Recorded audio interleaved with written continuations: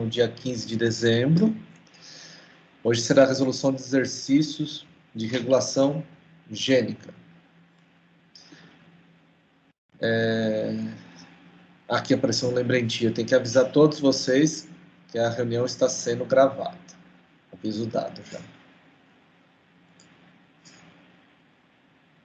Deixa eu ir para a tela de compartilhamento.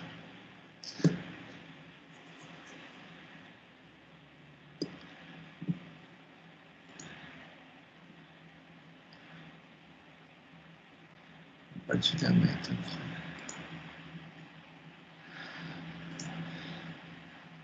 Vocês estão vendo aí? Só para saber se nós estamos na mesma página. Eu mudo? Aham, mudo. Isso. Tá bom. Vocês estão comigo aqui? Vocês fizeram os exercícios até aqui? Estão conseguindo fazer tudo no tempo, certo? Eu só não fiz ainda esse de tradução e regulação gênica. Eu ia fazer hoje. Tá, porque daí já tem o de metabolismo disponível e o viral que também só está oculto para vocês. Eu vou disponibilizar essa semana. Tá. E aí, na semana que vem, a nossa última aula desse ano. Aí nós vamos corrigir do metabolismo, mas eu já vou disponibilizar para vocês o primeiro conteúdo de fungos. Semana que vem é síncrono? Uai. Por quê? Você já queria fugir da linha na pipa, é? Os professores estão dando assíncrono semana que vem. Ah, mas como é que eu fico sem vocês? Tira um print da tela e você fica olhando. Ah, que sacana. Não, ó, eu vou. Você tem noção até... A gente está com o experimento começando, já iniciado. Eu vou até o dia 24. Legal. Daí a gente para dia 25, aí dia 28 volta com o experimento. Tem que arrumar as coisas, mas a gente mesmo só retorna dia 4, é isso? Que dia que a gente retorna? 4 de janeiro? 4, sim. 4, né? Tá bom, vamos lá. Mas, ó, Vitor... Papai Noel para participar da aula agora. Hã? A gente vai ter que chamar o Papai Noel se for até dia 24. Não, é que com vocês a nossa última aula é dia 22. A gente pode ceiar tudo junto. Vamos ceiar. Cada um na sua ceia. Liga o webcam. Mas assim, a partir do dia 23 o calendário está suspenso, né? Eu acho que é isso, não é? Vai até terça. Então, vai até terça, que é o último dia 22. Aí eu sei que pro integrado, que eu dou aula de quinta-feira, eu já tive que dar aula no sábado para antecipar. Aí eu tô tranquilo agora. Né? Mas aí vocês 22 têm. Não, gente, é o único momento que eu tenho de interação com as pessoas. Essa aqui é uma das aulas que as pessoas pelo menos conversam comigo. Nossa. Não, tem aula aqui que é engraçado. Você vai falando, você chama os alunos, não escuta nada. Aí você começa a chamar pelo nome para saber se eles estão lá. Aí um ou outro responde. Depois que acaba a aula, você desliga. E aí eu fico olhando lá no Teams quantas pessoas ainda ficam logadas depois que eu desligo. Tem gente que fica logada mais de 10 minutos que não percebe que a aula acabou. Ah, mas às vezes fica umas 4 horas. Ô Vitor, mas não faz sentido, porque eu falei que eu marco presença, não é por aqui. Eu dou a presença nas atividades feitas. A pessoa acordar para ligar o computador, conectar no Teams e não assistir a aula, está perdendo tempo dela e para mim não está fazendo diferença nenhuma, porque... É para dizer para a mãe que está participando das aulas. Porque assim, eu não uso essas reuniões aqui para fazer presença, nada. Eu uso elas só para a gente conversar mesmo, para aproveitar e resolver os exercícios. Então a pessoa não precisa ter essa iniciativa de acordar cedo, conectar aqui e ficar fingindo que está assistindo a aula, né? Estou me sentindo tentado a não acordar cedo e ligar o computador, hein? Você está aqui, ué. Não, mas a partir de agora. A partir do dia 29, você não precisa fazer isso. Até o dia 4. Aí Até o volta. dia 4. Dia 29 até o dia 4. Então vamos lá, olha, só teve uma pessoa que tentou fazer aqui os exercícios, ó. Vamos ver quem foi. A pessoa. Só a Rafa. Tentou fazer os exercícios A já. Rafa é perfeita. Ela carrega nossa sala nas costas. Assim. Negativo, discordo. Ela é tão boa. Ai, que mentira, muita mentira. É. Total mentira isso. Ridículo. Ana Clara, calma. Ó, Você também carrega. Fica tranquila. ó, Ninguém carrega ninguém, mano. Não tem essa, não. pessoal, vamos fazer intriga ao vivo aqui, nós estamos gravando. É, fica feio. Eu acho que assim, Não é isso. Eu gosto da Rafa. Só tô falando que eu não acredito nessa de uma pessoa carregar 30 pessoas, entendeu? Não faz assim, sentido. eu acho que ninguém carrega ninguém. E eu vou falar uma coisa para vocês. Vocês eu vejo vocês todos de forma muito especiais, vocês alunos nossos. E acho que pessoas muito competentes. E surpreende a gente cada vez mais. Toda hora a gente fica sabendo de aluno que se encaminhou e por um caminho muito bacana. Igual vocês souberam do Henrique, Não, que passou na Unicamp, no mestrado. não. Sério? Que bacana. Que legal. Então, assim, a gente vai olhando os egressos, depois eu vou até tentar levantar todos os egressos onde que eles estão. Porque a gente vai recebendo notícias, os egressos estão em lugares bem bacanas, sabe? Você vê o negócio caminhou, fluiu, as pessoas que tiveram a iniciativa de continuar estudando ou mesmo até buscando oportunidades relacionadas à biologia, elas estão encaminhadas. Ó, o próprio Marcelo. O Marcelo está numa coisa que ele adora, que é fazendo estudos de impacto, né, ambiental, levantamento faunístico. Então, isso aí me deixa tão feliz de ver que as pessoas estão encaminhando. Aqui dentro do Hospital do Câncer mesmo, tem aluna nossa que formou aí com a gente, que agora está concluindo doutorado. Então, assim, para a gente é sensacional. A aluna foi para fora no Hospital do Câncer, fazer pesquisa fora, e agora está acabando o doutorado, provavelmente vai ingressar um pós-doc ali. Então, para a gente, isso é muito, muito gratificante. Vocês devem ficar orgulhosos, né? Ficamos de todos vocês, por isso que eu falo assim, ninguém carrega ninguém não, Vitor. Vocês vão ter caminhos brilhantes, bastam vocês seguirem com determinação. Gente, Hoje, uma coisa que as pessoas não têm, que eu acho que assim está muito carente, é determinação. Vocês tiverem determinação, resiliência e persistência, vocês vão longe. Pode ter certeza. Não desistam e não sucumbam diante de dificuldades. Vale muito a pena persistir no caminho. Todo mundo tem obstáculos. Vocês vão ver como é legal. Depois eu vou fazer esse levantamento para mostrar para vocês onde que essas pessoas estão. Mas tem gente para todo lado aí encaminhada e super bem encaminhada. Então vamos aqui para o exercício de regulação gênica. Sobre a síntese proteica, assinale a alternativa incorreta. Vamos achar aqui a figurinha que eu quero sobre processo de tradução. Para a gente já lembrar disso.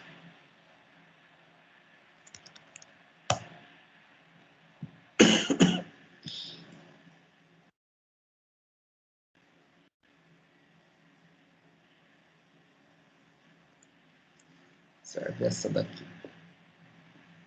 Então, essa imagem aqui, ela é uma célula eucariótica, tá? Nós estamos falando de bactéria aqui, não tem esse núcleo. Então, vamos só ignorar o núcleo aqui e vamos pensar nesse processo só a partir da célula de DNA, do RNA e do RNA para a proteína. Então, esse é o dogma da biologia. O negócio funciona dessa forma. Então, o DNA aqui está mostrando o processo de autoduplicação, né? E aqui o de transcrição. Então, a partir da informação contida no DNA, será transcrito o RNA em verdinho aqui, e esse RNA será traduzido nos ribossomos em proteínas. E eu consigo, olha as etapas. Qual que é a primeira etapa? Ó, a primeira etapa eu tenho é a transcrição do RNA. Depois é o RNA acessando ao ribossomo. E aí, esse ribossomo traduzindo na proteína. E essa proteína tem mais, ela pode estar ativa ou inativa, viu? Pode acontecer, caso a proteína está inativa, ter uma outra molécula aqui, um cofator, algo que precise se ligar à proteína para que ela seja ativa. Então, eu consigo regular o processo aí, na transcrição, aqui na síntese do RNA. Eu consigo, e aí é o pré-traducional, ou seja, eu consigo regular no processo de transcrição, mas eu também consigo regular no processo de tradução. E depois eu ainda consigo regular a atividade da proteína, ou seja, tem diferentes momentos que consegue regular a atividade de uma determinada proteína. Vamos voltar agora para a gente ir respondendo aqui. Cada ribossomo bacteriano é composto por duas subunidades ribossomais de 30S e 50S. Então, o ribossomo, a estrutura responsável pela síntese proteica, ela é formada por duas subunidades, uma maior e uma menor. Cada uma dessas subunidades são formadas de RNA ribossomal e proteínas ribossomal. Aí, os estudiosos, estudando, entendendo o tamanho dessas estruturas, conseguiram dimensionar os tamanhos. Aí viram que a subunidade menor, ela tem mais ou menos 30S. Esse S, eu até esqueci o nome, mas é uma unidade de densidade, tá? E o 50S é a subunidade maior. Então, até aí está tudo certo. Onde que está o equívoco nessa alternativa? Que são montados na região do nucleolo. O nucleolo, de fato, é a região onde ocorre a montagem das subunidades ribossomais. Só que essa região está presente apenas em organismos eucariotos. E aí nós estamos falando de bactérias, organismos procariotos. Então, as subunidades ribossomais não são montadas na região do nucleolo, são montadas no único espaço que tem a célula bacteriana, né? Que é o citoplasma dela. Então, essa daqui que é errada, já foi logo na primeira. Vamos ver as outras que estão todas certas, né? A informação contida no RNA mensageiro, ou seja, o RNA mensageiro tem uma sequência de nucleotídeos, né? Ela vai ser lida lá no ribossomo em trincas, de 3 em 3. E essas trincas são denominadas códons. Tá? Então, vamos vir aqui. Vamos achar um processo de tradução melhorzinho aqui. Esse aqui. Então, olha aqui, ó, já está acontecendo o processo de tradução. A RNA mensageiro aqui, ligado à subunidade menor e a subunidade maior aqui. Então, o processo de transcrição já está acontecendo. A informação contida no RNA mensageiro vai sendo lida sempre que 1, 2, 3, de 3 em 3. E essa trinca de nucleotídeos que vai codificar um aminoácido é denominado códon. Tá? Nós temos códons também que não codificam o aminoácido, mas sim que sinaliza para o término do processo de tradução. Então, o que é importante lembrar? Que o códon é essa trinca de nucleotídeos que vai codificar um aminoácido. E ela se encontra onde? No RNA mensageiro. O aminoácido será transportado para esse complexo aqui, RNA mensageiro ribossomo, para um outro RNA, um RNA transportador. E o RNA transportador, ele vai transportar sempre o mesmo aminoácido, tá? Então, o RNA transportador sempre transporta o mesmo aminoácido. E ele vai saber o lugar adequado para ele se alinhar, porque ele tem uma região que é exatamente complementar ao códon. Então, no RNA transportador, vai ter a sequência de nucleotídeos complementar ao códon em questão. E essa sequência complementar ao códon a gente chama de anticódon. Então, o anticódon está onde? No RNA transportador. O que é o sodói? Oi? Nós falamos de sódon? Códon. Códon é essa trinca de nucleotídeos. Então, Átila, o que é essa molécula aqui? Essa molécula é um polímero de nucleotídeos. Cada pauzinho desse aqui, ó, representa uma daquelas letrinhas do RNA. Adenina, uracila, timina e citosina. Então, é isso daqui que significa. E essas trincas aqui é a maneira como o ribossomo vai fazer o processo de tradução. Então, deixa eu mostrar aqui os códons. Vamos lá, vamos aproveitar.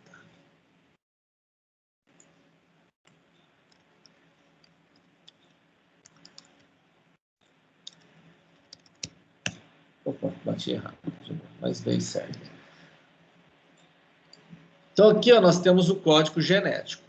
O código genético são os códons, né, e os seus sinais. Esse código aqui ó, é universal.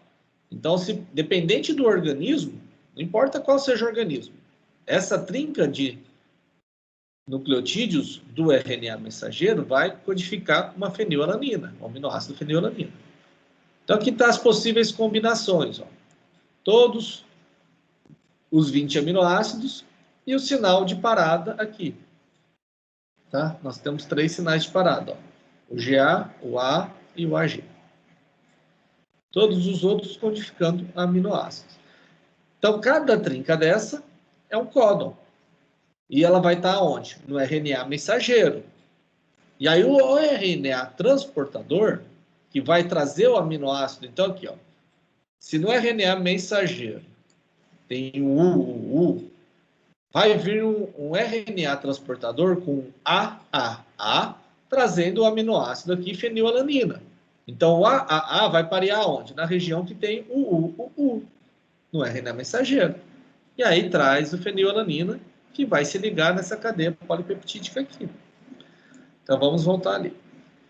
Então, a informação contida no RNA é lida em trincas, denominada códons, correta, né? Já falamos, agora tudo está correto. O RNA transportador contém uma sequência de nucleotídeos que é complementar ao códon, né, do RNA mensageiro, e essa sequência é chamada de anticódon, que é essa sequência aqui, ó, o anticódon. A síntese proteica, também conhecida como tradução, é a produção de um polímero de aminoácido a partir da informação contida em um polímero de nucleotídeo. Então, sai da linguagem do nucleotídeo e vai para a linguagem de aminoácido. É por isso que o processo é chamado de tradução. O processo de tradução envolve 3 diferentes moléculas de RNA. O RNA mensageiro, o RNA transportador e o RNA ribossomal. Correto também. Ó, RNA mensageiro, RNA transportador e o RNA ribossomal faz parte da estrutura, junto com as proteínas ribossomais. Até aqui tudo bem? Podemos avançar?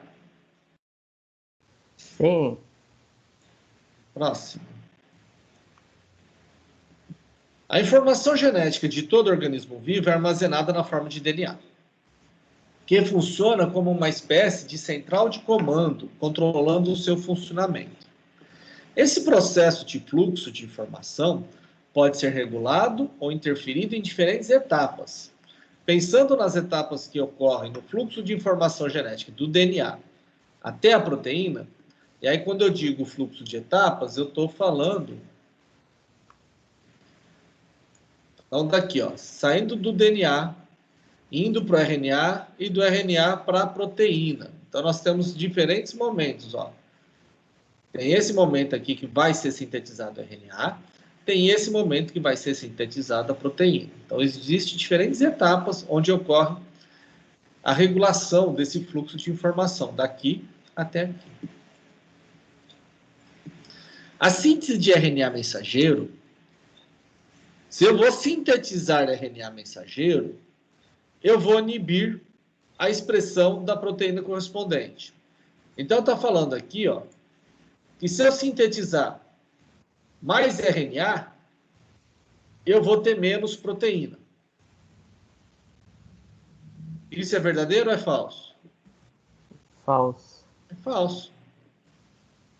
Pelo contrário, se eu tenho mais RNA mensageiro, se o processo não tiver nenhuma interrupção, eu terei mais proteínas no final. É justamente ao contrário. Então, quando a gente vai estudar, eu no meu mestrado, doutorado, desde a iniciação científica, eu estudava expressão gênica. E aí eu trabalhava com RNA mensageiro. Eu quantificava RNA mensageiro de diferentes proteínas. Por quê? Porque isso já era um indicador indireto para mim da quantidade de proteínas que teria, né? É a primeira etapa do processo de regulação. Então, se eu preciso mais daquela proteína, eu vou produzir mais RNA mensageiro para ela. E aí eu quantificava esse RNA mensageiro. E aí, que equipamento que a gente usa para fazer isso? PCR. Então, a gente alinha os primers específicos para determinado gene, faz amplificação, né? Extrai o material genético do organismo, faz amplificação do RNA e verifica aí quais proteínas estão mais ou menos expressas em determinado momento, a partir dessa informação. Eu posso olhar direto as proteínas também, posso também, tá? Mas aí é uma outra técnica. Professor, oi? Quer explicar pra gente PCR? Porque a gente vai ter uma aula de PCR com o Marcão, mas essa aula tá zicada, faz 3 semanas que a gente não consegue ter aula. Eu explico depois, sim. Me lembra disso que eu explico, tá? Tá bom. Acabando aqui eu já explico. O processo de síntese proteica pode ser regulado em diferentes momentos, desde a transcrição de um determinado gene até a tradução do RNA mensageiro nos ribossomos. Tá certo? Aqui, ó. Se impedir que o RNA mensageiro se ligue à subunidade ribossomal, a informação também que foi transcrita não poderá ser traduzida. Se impedir que a RNA polimerase, a enzima que vai sintetizar o RNA mensageiro, acesse o DNA, também não vai fazer o processo de tradução, porque se não tem RNA, não tem transcrição, se não tem o mensageiro, não vai ter a tradução lá na frente. Se houver interferência na síntese do RNA transportador, o processo de tradução pode ser prejudicado em relação ao transporte de aminoácidos.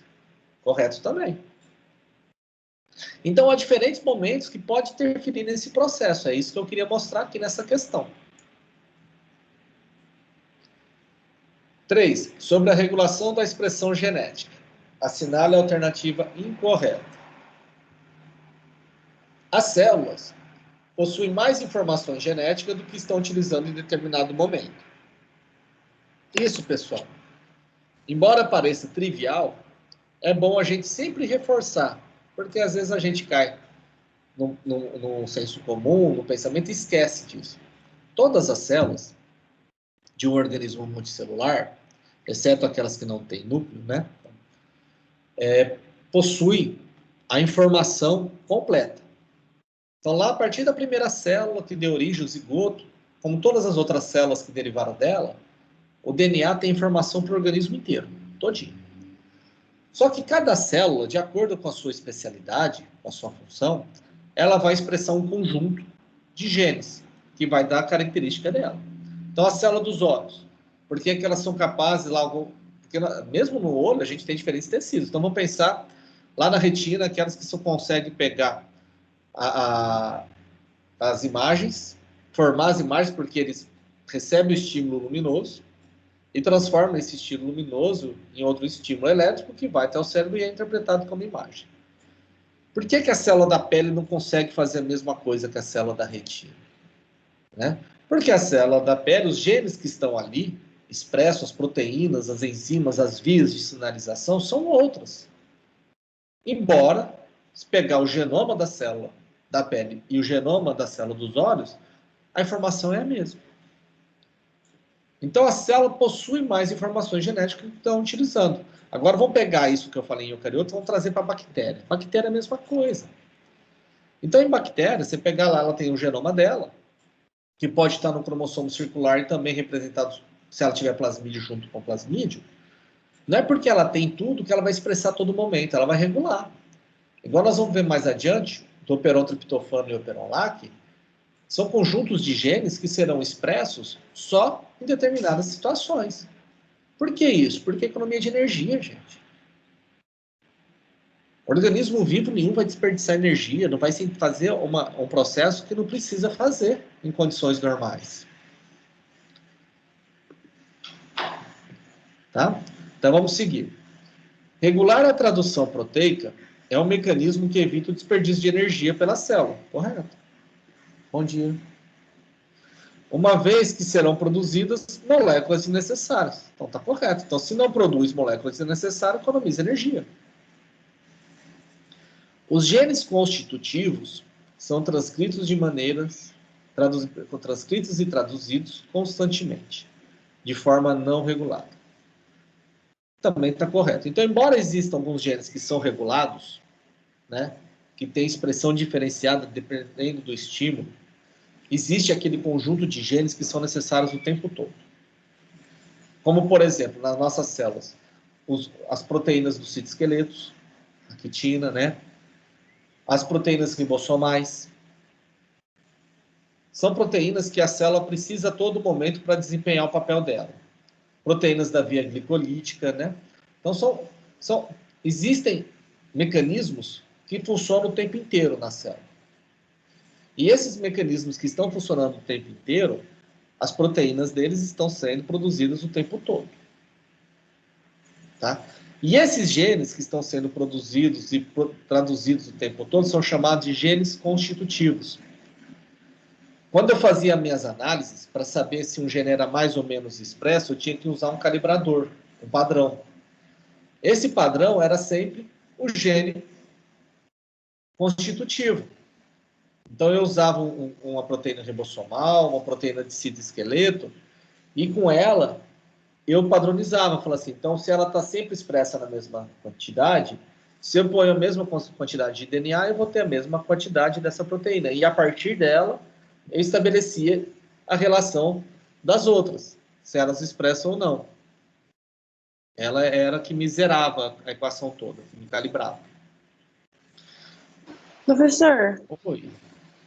sobre esse aí, em questão, tipo, ela não é regulada internamente, mas externamente ela é, tipo, com a idade, por exemplo, tem genes que eles param de ser transcritos e traduzidos ou não. Tipo, Não. em menor quantidade, eu digo. Mas aí esses são regulados, não são constitutivos. Os genes constitutivos são aqueles que a todo momento são produzidos e expressos. E tem assim, imagina só. Você consegue parar de respirar? Não. Então os genes da respiração são importantes a todo momento, não são? Sim, tem. Então eles serão expressos o tempo todo. Agora vamos pensar... Independente de... Agora... Eles vão ser traduzidos e vão se expressar, independente Isso. de... Os constitutivos, sim. Agora, aqueles genes que vão por assim, na idade reprodutiva você tem um conjunto de proteínas que são expressas, que depois, quando acabar a fase reprodutiva, na menopausa, não vai ter mais. Esses são regulados. Eles não são os constitutivos. Eu acho que eu estava confundindo, então. Entendeu? Então, assim, conforme a idade vai vindo, alguns genes vão sendo ativados e outros desativados. Isso daí é regulação, está sendo regulado pela idade. Entendeu? Agora os constitutivos estão relacionados... Logo eu pensei na regulação da expressão gênica, então eu pensei, então, se internamente, às vezes, algo externo influencia na tradução ou não. Mas isso influencia, mas aí esses genes que são influenciados, nós chamamos de regulados. Porque nós temos aqueles que são constitutivos, expressos o tempo todo, e temos aqueles que são regulados. Os que são regulados, eles são regulados a partir de determinado estímulo. Então, são duas categorias de genes aí. Nós estamos falando. Aqueles que são os constitutivos, que são responsáveis pelas condições básicas e necessárias a todo momento pela célula. E aqueles que são os regulados, que vão diferenciar determinados tipos de células ou responder a determinados estímulos. Um exemplo, os genes que estão relacionados ao metabolismo da lactose. A lactose é um açúcar, né, que pode ser utilizado como fonte de energia por algumas bactérias. Por quais bactérias? Aquelas que possuem a formação para quebrar esse açúcar e utilizá-lo no processo de fermentação ou respiração aeróbica, né? Tanto faz. Mas se não tem a lactose no meio, por que essa bactéria ficaria expressando as enzimas que iriam participar desse processo? Isso é desperdício de energia. Então, essas enzimas só serão expressas se tiver a lactose presente. Então, nesse caso, ela está sendo regulada. Por quê? Pela presença da lactose. Esse é só um exemplo, entendeu? Entendi. A repressão da produção de um determinado RNA mensageiro irá regular a atividade da enzima correspondente. E aí vamos voltar aqui. Cadê aquela imagem? Então, ó, eu tenho um processo aqui de transcrição que vai regular a produção de RNA mensageiro. Quanto mais RNA mensageiro, mais proteínas eu tenho. Só que a atividade dessa proteína, ela pode depender de cofatores, de outras coisas que são pós-traducional e que não vai ter nada a ver mais com essa etapa aqui, ó. Então, a atividade da enzima, né, ela não estabelece uma relação com o RNA mensageiro, se ele for reprimido. Porque se reprimir o RNA mensageiro, a proteína já está lá, bonitinha, a atividade dela vai depender de outras coisas. Se vai ter o substrato, se ela depende de algum cofator, das condições. Aí a regulação deveria ser na proteína. Então, essa aqui que seria a alternativa incorreta. A transcrição do RNA mensageiro pode ser regulada por mecanismos que reprimam ou induzam esse processo. Tá certo, se a polimerase não consegue acessar, se tem algo que reprime que a polimerase acesse o DNA, ela não vai conseguir sintetizar o RNA mensageiro. Da mesma forma, se eu tenho algo que incentiva, que estimula que a RNA polimerase se ligue à região e que faça a transcrição, eu vou induzir esse processo. Isso nós vamos ver mais adiante na hora que a gente vai falar dos operônios. Questão 4. A transcrição do RNA mensageiro pode ser regulada, basicamente por dois mecanismos, o de repressão e indução. Na repressão, o mecanismo regulador inibe a transcrição de determinado gene, ou seja, inibe que seja formado RNA. Enquanto na indução, o processo de transcrição será ativado ou induzido. Dessa forma, regulando a produção do RNA mensageiro, regula-se também a síntese das proteínas correspondentes. Isso está verdadeiro ou é falso? Professor, repressão seria tipo metilação e acetilação da histona? Ó, Isso seria a repressão? vamos lá. Nós estamos falando agora em qual nível desse fluxo de formação? Do RNA. Entendi. Quando você está falando aí de metilação, né, É DNA? isso também, mas assim, você pode impedir que a maquinaria acesse metilando o DNA, Sim. tornando ele inacessível. Sim. Né? Então, a acetilação, metilação, essa parte de epigenética, normalmente elas vão tornar aquela informação não acessível. Se você metila a região promotora de um determinado gene, aquele gene não vai conseguir mais com que a polimerase acesse a região reguladora e o gene não será expresso. É sim, então, um mecanismo de silenciamento, repressão. Exato. Entendi. Mas tem outras formas que não epigenéticas de você reprimir um gene? Sim. Olha, existem algumas proteínas que são proteínas repressoras, que elas estão lá justamente para evitar que determinado gene seja expresso quando ele não é necessário. E o funcionamento, Victor, é basicamente o mesmo. Alguma coisa se liga no DNA, impedindo, assim, que a enzima atue, faça o papel dela. Nesse caso, ao invés de ser um grupo metil ou um grupo acetil, vai ser uma proteína. E essa proteína, ela pode se desligar, ela não se liga de forma irreversível.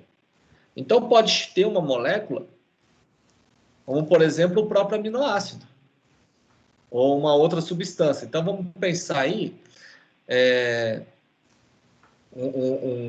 uma molécula uma proteína repressora que vai se ligar em determinada região que produz que está relacionada a uma via de síntese do aminoácido nosso.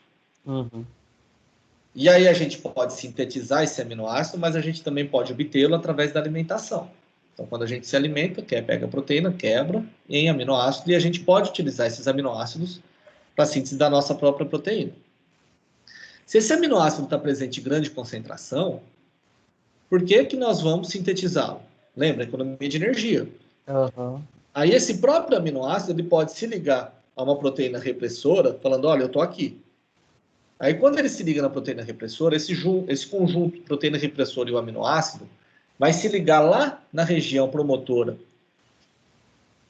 dos genes que vão sintetizar, né, os genes responsáveis pela síntese de proteína que estariam envolvidos na via de síntese desse aminoácido. E aí se reprime a via de síntese desse aminoácido no organismo e utiliza a fonte que está vindo de fora, que está vindo do alimento.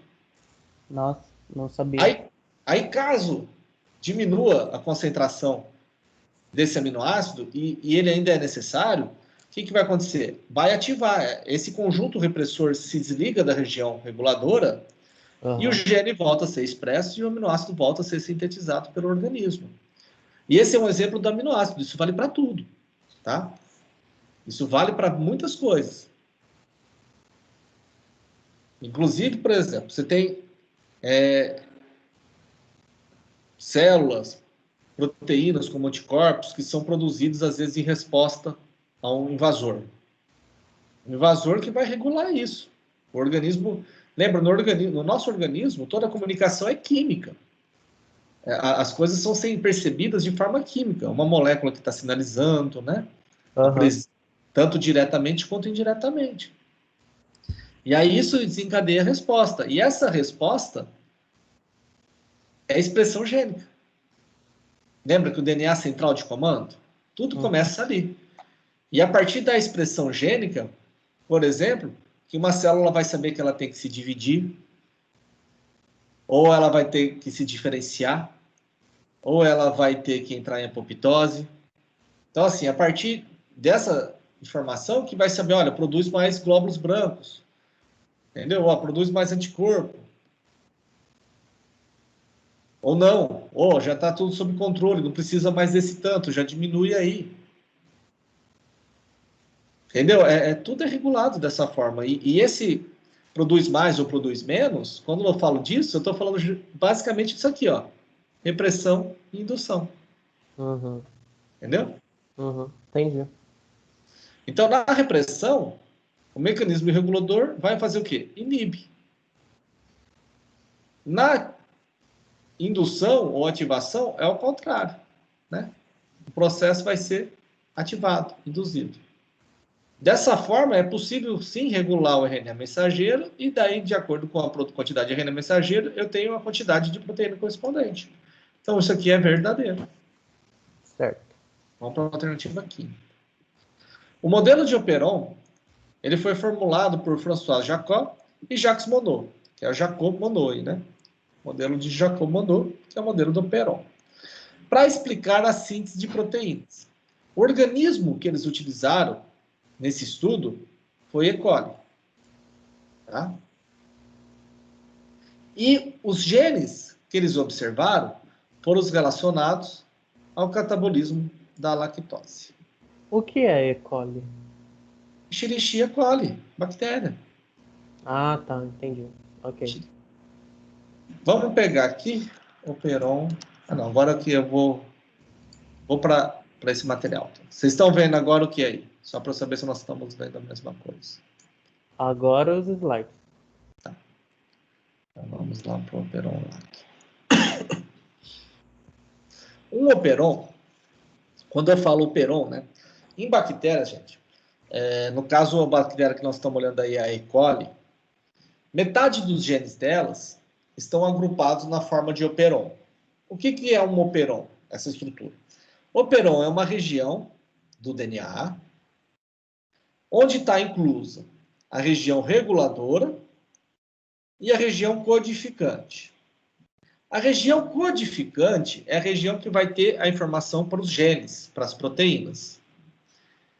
E pode aqui ter vários genes, várias proteínas, que vão ser expressos em conjunto, formando uma única molécula de RNA mensageiro.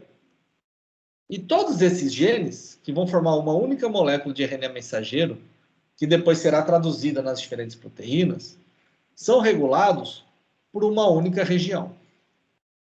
Então, se tem aqui, vamos pensar, 5 genes, na hora que for ativado esse processo aqui, que a RNA polimerase começar a síntese, ela vai sintetizar todos.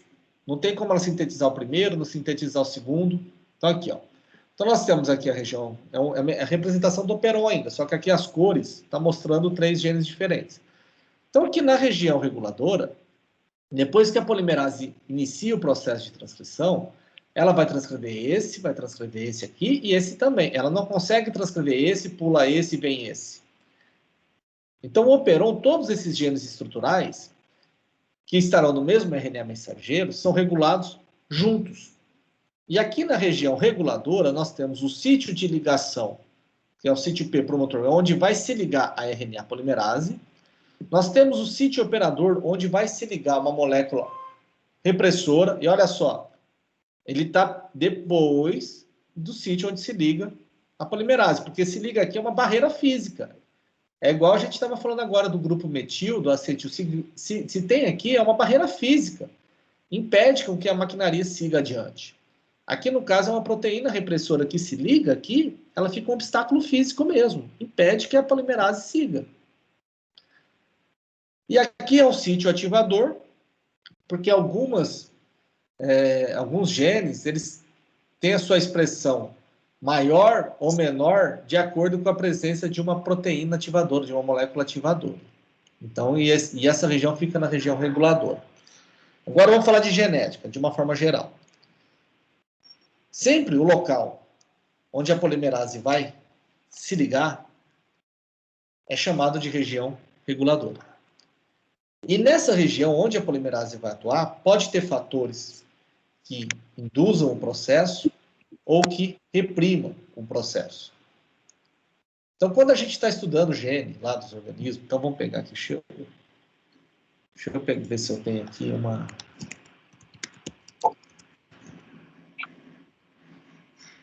Deixa eu ver se eu ainda tenho aqui nesse computador.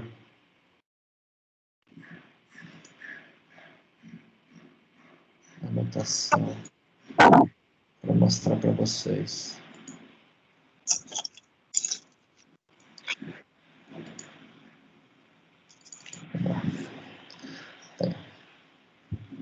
Isso que vocês estão vendo aqui é uma anotação gênica. Olha aqui, ó. Eu estou vendo aqui embaixo, aqui no caso, olha aí a amarelinha aqui, ó. TTTA. O que é isso daqui? É o DNA, gente. Então, isso aqui é um genoma. Então, tem a formação genética todinha aqui. Em amarelo, que vocês estão vendo aqui, é uma região codificante, que vai codificar aminoácido. Então, olha aqui, ó. O CAC vai codificar um aminoácido aqui que está representado pela letra H. O CAC, o outro, ó, vai codificando os diferentes aminoácidos. E aqui é a representação da proteína. No caso, como é um organismo eucarioto, a gente tem os exons e os introns, né? Então, em amarelinho aqui são os exons, a região que vai formar a proteína. E os espaços aqui são os introns.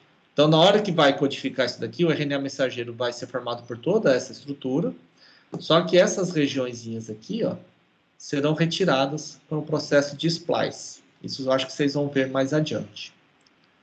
Né? Então, aqui do mensageiro, vai para a proteína aqui. Ó. Isso daqui foi uma parte do meu doutorado, uma análise que eu fiz do gene que eu estudava. Mas o que eu queria mostrar não estava ali. Que era aqui, ó. Vamos pensar dessa forma. Não é, aqui não vai ser de fato, porque a posição aqui é outra. Mas aqui, ó, nessa região aqui, inicial, antes de começar o processo, vai estar a região reguladora, que é o que vai permitir ou impedir que a polimerase acesse e faça a transcrição desses genes. Que aqui é a mesma coisa. Então, aqui esses genes só serão transcritos se a RNA polimerase conseguir acessar essa informação e fazer o processo de transcrição. Então, nós temos aqui a região reguladora. Vamos voltar lá para as questões, conforme for surgindo as dúvidas, nós voltamos ali. Então, a estrutura do operon consiste de uma região reguladora e a região transcrita. Vamos ver lá.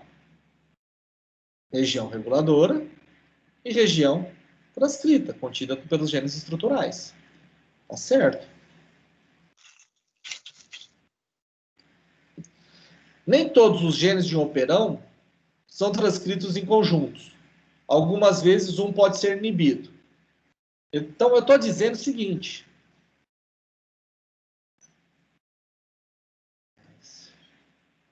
Eu estou dizendo que se começar aqui o processo de transcrição, eu posso transcrever esse gene, mas esse aqui eu não transcrevo e transcrevo esse. É possível? É possível a maquinaria pular esse aqui? Não, né, gente? Olha só, o modelo de operon, os genes são transcritos em uma única molécula de RNA mensageiro. Então, o processo começou, vai transcrever esse, fazendo uma única molécula de RNA mensageiro contendo as 3 informações. Então, não é possível inibir nenhum dos genes pertencentes ao mesmo operon.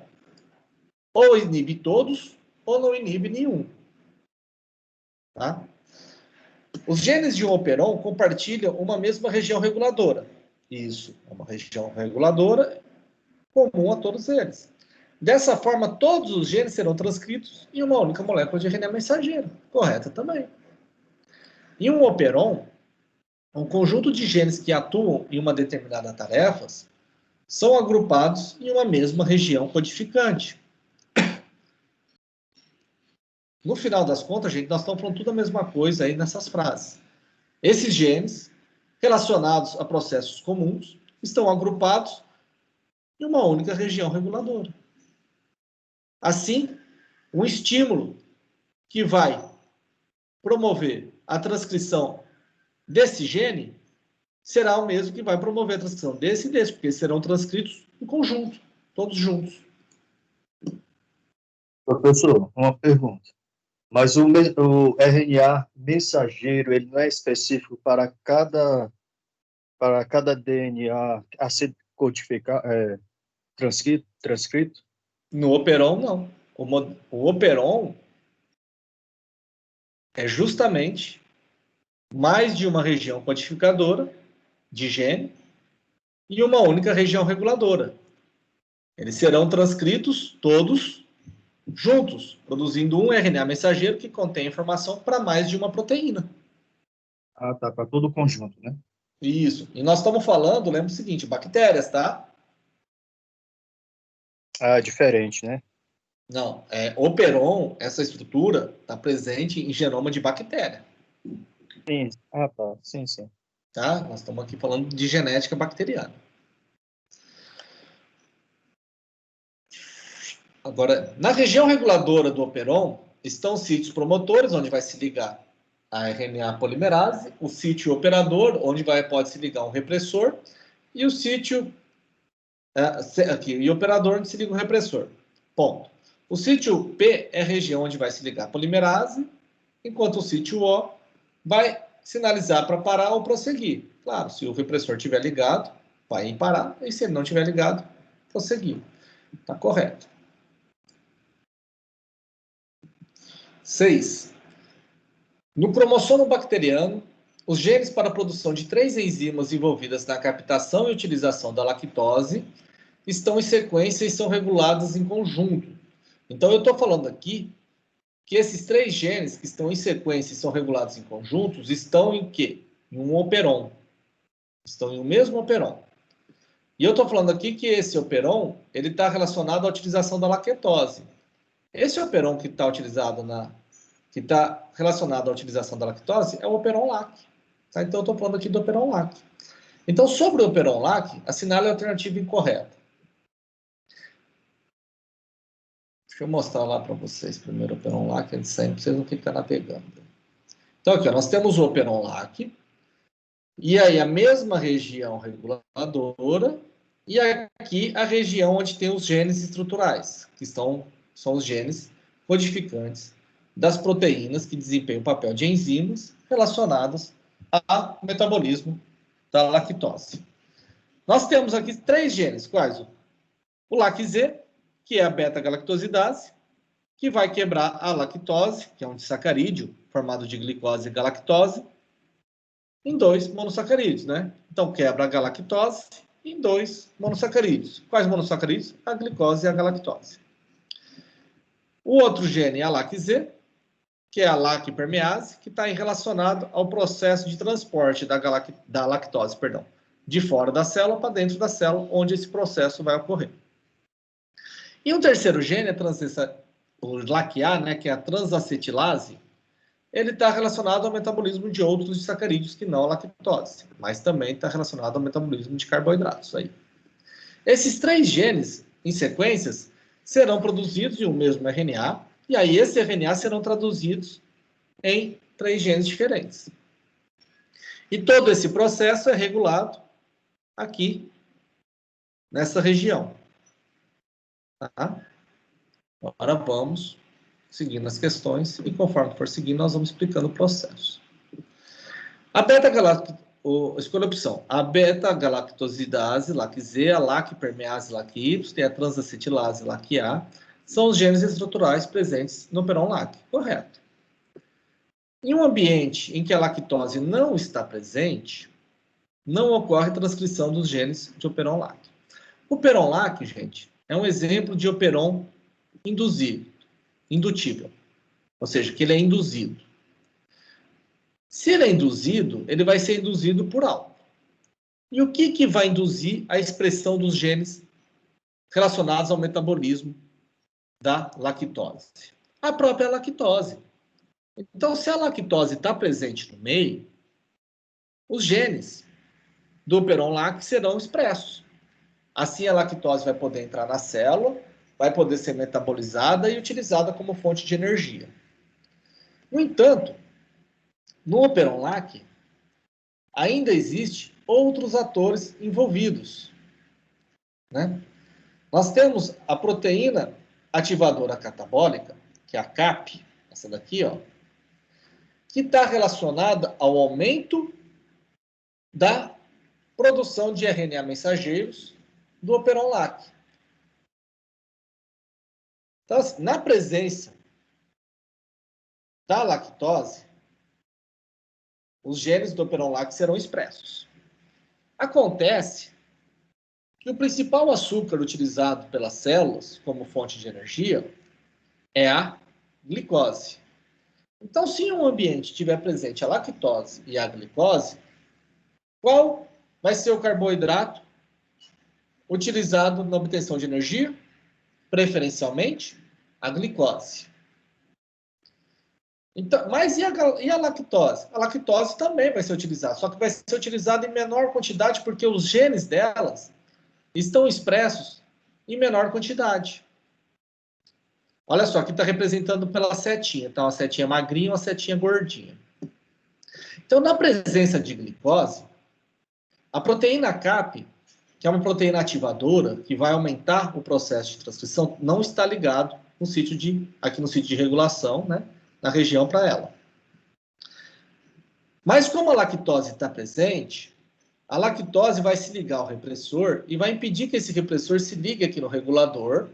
E se o repressor não se liga no regulador, a RNA polimerase vai fazer a transcrição. Ou seja, vai produzir os 3 genes aqui. Só que vai produzir em uma pequena quantidade. Caso a lactose não esteja presente, a lactose não vai conseguir se ligar ao repressor. E olha só, o repressor se liga no DNA aqui e impede o processo de transcrição. Então, na ausência da lactose, os genes do Operon-Lac não são expressos. Por quê? Porque a proteína repressora está ligada aqui na região reguladora. Agora, caso a lactose esteja presente e a glicose ausente, a proteína repressora não vai se ligar, porque a lactose presente se liga ao repressor e impede que ele se ligue no DNA. E como a glicose não está presente, a proteína CAP, em conjunto com o AMP cíclico, vai se ligar na região de ligação da CAP e aumenta o processo de transcrição, aumentando assim a utilização da lactose como fonte de energia. Esse processo de indução aqui do aumento da transcrição é dependente do AMP cíclico. E o AMP cíclico tem a sua concentração dependente da glicose. Então, quanto mais glicose tiver, menos AMP cíclico vai ter disponível para se ligar à CAP. Quanto menos glicose vai ter, aumenta o nível do AMP cíclico.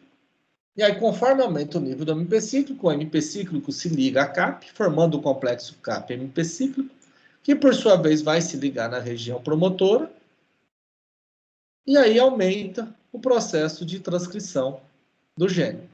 Lembrando que a transcrição aqui só ocorre na presença da lactose, tá? Só ocorre na presença da lactose. Na ausência da lactose, não ocorre.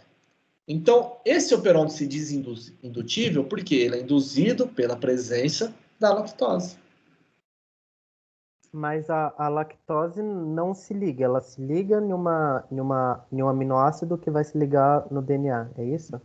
Se liga à molécula repressora, e a molécula repressora, junto com ela, se liga no DNA. É parecido com o exemplo que eu te dei agora há pouco, Vitor, só que no caso era o aminoácido, lembra? Sim, sim. Mas a molécula repressora é sempre uma proteína ou não? Nesse caso, sim, que eu estou falando. Ok, entendi. Nesse caso aqui que nós estamos exemplificando é uma proteína reguladora. Porque pensa o seguinte, metilação e acetilação, o que está ligado ali não é uma proteína, é um grupo metil, é um grupo acetil, né? Nesse exemplo específico. Mas é possível desacetilar também uma determinada molécula. É possível desmetilar pela ação de enzimas aí também, né? Você tem a enzima que vai colocar o metil e você tem a enzima que tira o metil. Você tem a proteína que tira o metil e tem a proteína que tira. Mas você tem as proteínas também que têm esse papel de se ligar, que são as proteínas reguladoras. No exemplo que eu estou dando aqui são proteínas reguladoras. Uhum. Então, assim, depende o processo e depende os mecanismos. Porque tem mecanismos que vão ser silenciados e vão ficar silenciados ao longo da vida toda da célula, como, por exemplo, um dos cromossomos X, o corpúsculo de Barr da mulher, né? Um deles vai ser silenciado porque só vai ter um cromossomo X por célula que vai estar se expressando. Uhum. E aí, esse que está silenciado, no caso ali, ele vai ser silenciado durante o tempo todo de existência da célula. Então, você tem mecanismos que vão regular de forma permanente e mecanismos que vão regular de formas menos permanente. No caso, a metilação, ela é um processo, vamos por assim, menos reversível, ou podemos considerar às vezes até irreversível, em relação à ligação de uma proteína. Então, as proteínas são os melhores mecanismos aí no caso. Elas se ligam e se desligam com mais facilidades, entendeu? Agora, se você metila uma estrutura na célula, no organismo vivo, não é um processo utilizado na regulação. Vamos assim, metila ali, desmetila aqui. Porque esse é um processo mais duradouro. Entendi. Agora, a proteína, se liga ali a uma proteína e desligar essa proteína, é um processo mais fácil, mais tranquilo, menos duradouro. Então, por isso que a regulação gênica, ela é feita por proteínas. Entendi. Porque a proteína muda a conformação dela. Então, é fácil dela ligar e desligar. Entendeu? Eu não estou muito atualizado em relação aos processos de metilação e acetilação. Hoje evoluiu muito, hoje a informação está muito. Mas as poucas coisas que eu tenho visto são silenciamentos, que normalmente está relacionado a silenciamento de determinada informação, e um silenciamento de forma definitiva. Né? Silencia e depois, no organismo assim, se consegue fazer isso quimicamente, mas no organismo, eu não sei se isso é utilizado para ativar e desativar genes. Tá? Eu acho que é para só desativar, silenciar mesmo. Mas aí eu preciso estudar um pouquinho mais a fundo para me atualizar em relação a isso, porque faz muito tempo que eu não vejo nada sobre metilação. É uma ótima pergunta, na verdade. Se é duradouro ou se é momentâneo, né? Busca pra gente, Vitor. Vou buscar. Busca a resposta. A Karen está trabalhando com metilação. Eu também. Você também está trabalhando com metilação lá? Mas você fez uma pergunta excelente, porque quando fala de silenciamento, você está falando de uma coisa não momentânea, né? Uma coisa duradoura. E é uma coisa que eu não sei se é reversível ou não. Entendeu? E aí, no caso, você vê isso no contexto do câncer, né? Sim. Na verdade, eu vejo isso no contexto de genes supressores tumorais. Então, mas aí esses genes, quando eles não estão metilados, eles estão funcionando normalmente, não é isso? Sim. A tradução é normal. Aí, na hora que metila, aí eles deixam de funcionar corretamente, não é isso? De serem transcritos, sim. E aí param e não vão funcionar corretamente, e é aí que vem o dano.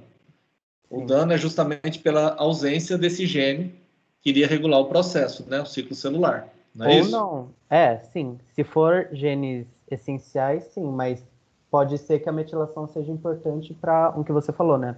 Não gasto de energia. E a metilação é um mecanismo importante.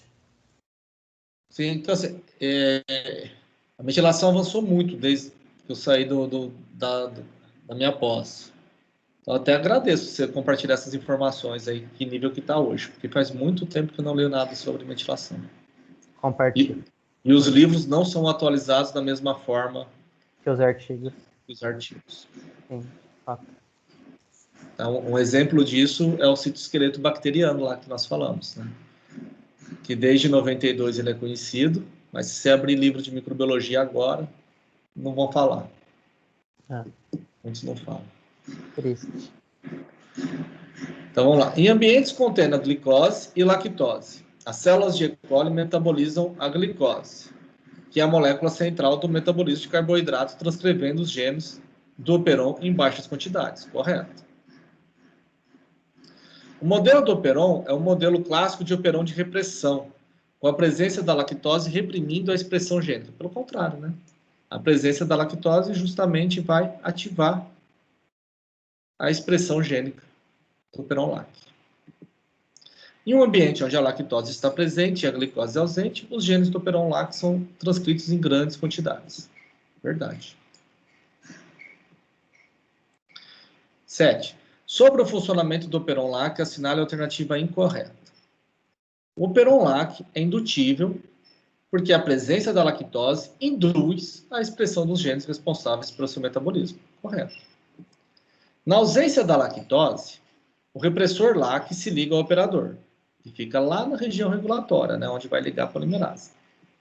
E facilita a ligação da subunidade sigma da RNA polimerase, permitindo a transcrição dos genes. Justamente o oposto, né? Se o repressor se liga lá, ele vai impedir, ele vai reprimir, ele não vai permitir a transcrição. Então essa está errada. A proteína ativadora catabólica, a CAP, tem o papel de ativar a transcrição dos genes de operon-lac, aumentando assim a transcrição dos mesmos quando o CAP-MP cíclico está ligado à região reguladora. Correto. Então, quando a glicose é baixa, a concentração de MP é alta, o AMP se liga a CAP, formando o complexo CAP-MP, que vai se ligar lá na região de ligação CAP, aumentando assim a transcrição dos genes do operon-lac, para aumentar a utilização da lactose como fonte de energia. Na presença da lactose, a própria lactose se liga à proteína repressora, causando a liberação da proteína repressora do operador, permitindo que assim a polimerase se ligue à região reguladora e transcreva os genes do operon. Verdade.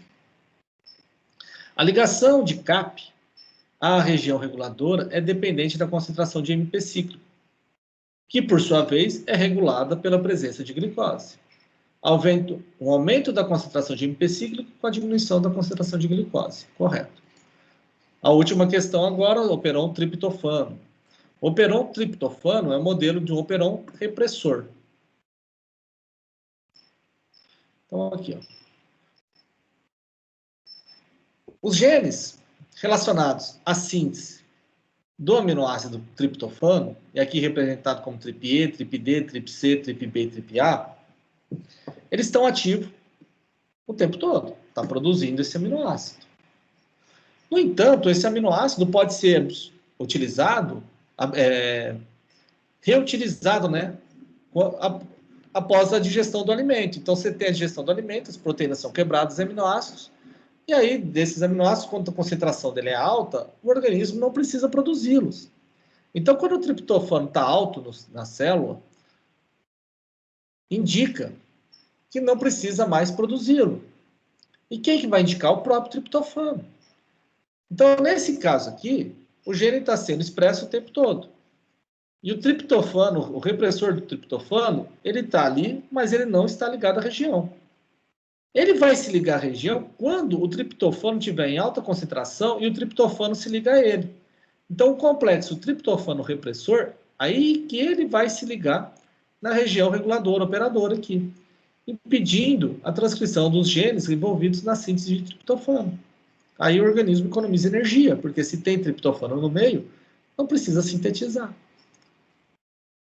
Basicamente, a diferença desse triptofano com outro em relação à regulação é o seguinte: no da lactose, o repressor, na ausência de lactose, estava aqui já. Ele já estava impedindo. E aí a lactose, no caso, se ligava a ele para ele se soltar. Nesse caso, o repressor só vai se ligar na presença do aminoácido, do triptofano. Então, dessa vez, o aminoácido ligado ao repressor não vai ter um processo de liberação, mas vai ter um processo de ligação dessa estrutura na região regulatória. E aí, quando se liga, inibe, reprime o processo. Então, na presença do aminoácido, o processo é reprimido e não induzido. Então, o triptofano funciona aí como um correpressor. Então, vamos aqui ver a alternativa correta. O operon triptofano, se expressa quando os níveis de triptofano estão baixos e é reprimido quando os níveis estão altos. Correto. O operon triptofano é um operon repressivo, tendo os genes estruturais reprimidos até que sejam ativados pela presença do triptofano. Então, a presença do triptofano que vai ativar os genes do operon? Não, né? A presença do triptofano, no caso, vai impedir que esses genes sejam expressos. O complexo repressor triptofano se liga à região reguladora, operador, impedindo a síntese do grupo de genes que codifica as enzimas biosintéticas do aminoácido do triptofano. Correto. Então, quando o triptofano está em excesso, ele vai se ligar ao repressor, e aí esse conjunto triptofano-repressor se liga na região operadora e impede a síntese dos genes envolvidos na biossíntese do triptofano. Quando a concentração de triptofano está em excesso, o próprio triptofano age como um correpressor, ligando-se à proteína repressora. Correto. Né? Então, a gente mostrou aqui, ó. O próprio triptofano funciona como um correpressor, porque ele vai se ligar à proteína repressora, e aí esse conjunto triptofano e proteína repressora se liga à região operadora e impede a transcrição do gene. Né? O operon triptofano... Professor, essa B ela estaria correta se fosse até o... A vírgula? Até reprimidos. O operon triptofano é um operador repressivo. Aqui está certo. Isso. E aí nos genes estruturais reprimidos. Sim. Aí está certo. Até aqui está certo. Até que as atividades, até que sejam ativados pela presença do triptofano. Não, aí assim, eles são ativados pela ausência, né? tá? Porque o triptofano é um correpressor. O operon triptofano encontra-se nas bactérias E. coli, é formado por uma região reguladora e por um grupo de genes que codificam enzimas biosintéticas do aminoácido triptofano. Correto. Tá? Então, aqui a gente finalizou essas questões. Agora, vamos aproveitar o tempo que nos resta para mostrar reação em cadeia da polimerase, que é o que o Vitor ali pediu para a gente explicar. Uhul, finalmente. Então, ó. Será que agora, Deus, que eu vou entender? Ai, graça. Vamos pegar essa figurinha aqui, ó.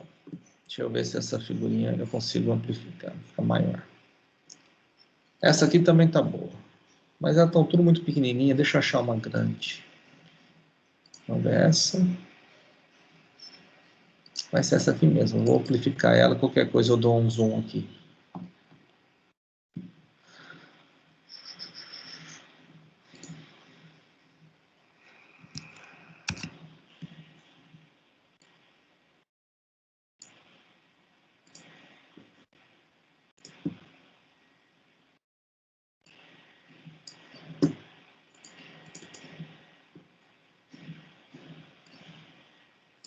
Vocês estão enxergando bem ela aí agora ou não?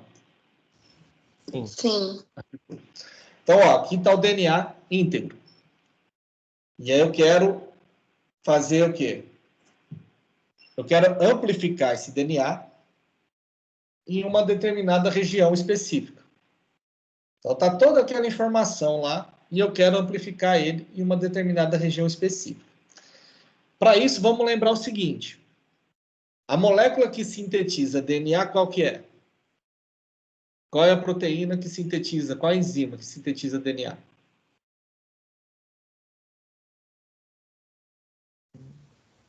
É ela aqui, ó. Polimerase. DNA polimerase. A DNA polimerase, ela atua em que sentido? 5 linhas, 3 linhas. Linha 3 linhas. Ela precisa do que para conseguir colocar o nucleotídeo? Para adicionar o nucleotídeo. Então, aqui, ó, eu abri a fita de DNA. Para que a polimerase consiga ler aqui e iniciar o processo de duplicação desse DNA, eu preciso dar a ela o quê? Vocês lembram?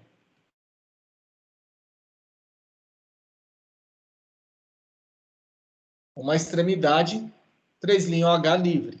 Lembram disso? A DNA polimerase não vai do nada ali. Não adianta abrir o DNA só e falar, vai polimerase. Ela não é assim. Ela precisa de uma extremidade livre para acrescentar novos nucleotídeos. E essa extremidade livre, no processo de replicação do DNA, é conferido pelo iniciador, né? Pelo primer. Lembra da DNA primase, que faz uma sequência pequena de nucleotídeo? E aí essa sequência pequena depois é continuada pela DNA polimerase a partir da extremidade 3' OH livre. Vocês lembram disso ou não? A gente falou agora há pouco isso. Sim. Eu lembro. Então tá. Então assim, esses primers vai dizer onde que tem que começar a ação da polimerase. Porque a polimerase vai precisar da extremidade aqui, ó, que é a pontinha, representar nessa pontinha, ela vai precisar dessa extremidade para ir colocando o nucleotídeo. A reação em cadeia da polimerase é nada mais do que pegar o que acontece dentro do organismo e amplificar isso numa máquina, fora. Então, eu vou fazer a replicação do DNA, mas eu não vou fazer a replicação do DNA como um todo. Eu vou fazer a replicação de parte do DNA em laboratório. E aí eu tenho os termocicladores ou tenho os banhos-marias, né? Tenho diferentes jeitos de fazer. Para conseguir fazer isso em laboratório, eu preciso fornecer o quê para fazer esse bolo final aí?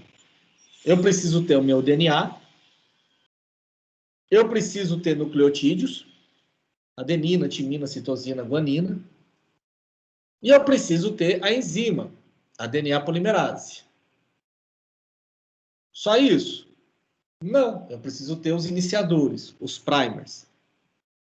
E os primers, eles justamente que vão fornecer o quê? O 3' H livre. Quando eu vou amplificar, fazer uma PCR, a etapa crítica é a elaboração dos primers. Porque quando eu vou fazer isso, o que eu vou amplificar aqui? As regiões que estão entre esses par de primers aqui, que eu chamo de forward e reverse. Então, na hora que eu começo a extrair meu DNA, coloco meu DNA junto com nucleotídeos e com a enzima polimerase, junto com outros cofatores ali, e vou começar a reação. A primeira etapa da reação é aquecimento. Eu aqueço, próximo a 100 graus, o DNA. Quando eu aqueço ele a próximo a 100 graus, o que acontece? As duplas ligações aqui, ó, se rompem. Então, eu vou romper dupla ligação, a ligação da dupla hélice aqui, ó, a dupla e tripla ligação aqui se rompe, né? Que são as pontes de hidrogênios. Lembram disso? Aquelas duplas ligações de hidrogênio e as triplas ligações, A com T2, C com G3, ligações de hidrogênio. Sim. Aí vai se romper e vai separar a fita. Aí separa as fitas de DNA. Se eu esfriar, se eu começar a esfriar de novo, eu aqueci, daí eu resfrio. Se eu resfriar, vai juntar de novo, a fita vai se alinhar de novo, A vai parear com T, C com G, ela forma de novo. Tá? Então eu aqueço, separo a fita. Aí depois eu vou resfriando. Conforme eu vou resfriando, eu vou favorecer de novo as formações das ligações entre os DNAs complementares. Só que aqui eu coloquei grande quantidade de pequenos fragmentos complementares à minha região de interesse. Aí, conforme vai esfriando, esses fragmentos vão se alinhando à região do DNA. Aí eles se alinham à região do DNA. Então, agora, ao invés desse DNA se fechar e formar assim novamente, onde tem as regiões do primer, eles vão se alinhar aos primers. Aí meus primers se ligam a essa região, que é a temperatura de anelamento do primer que a gente fala. Aí depois, o que eu faço? Que alinho aqui? Eu subo um pouquinho a temperatura para a temperatura de funcionamento da enzima DNA polimerase, que é uma enzima retirada de um organismo termófilo, que a temperatura ótima de funcionamento dela é 68, 70 graus, até 72 graus, depende da polimerase. Aí essa polimerase vai fazer o quê? Vai sintetizar o DNA. Mas vai sintetizar o DNA onde? A partir da 3' OH livre. Então, a partir dessa extremidade aqui, ó, do primer. Então, ela vai sintetizar para cá e sintetizar para cá. Aí eu tenho a primeira amplificação. Agora, deixa eu pegar, vamos mostrar o processo em cadeia, né? Porque ele é em cadeia. O que eu tenho agora é a primeira amplificação. Vamos, onde que está aqui?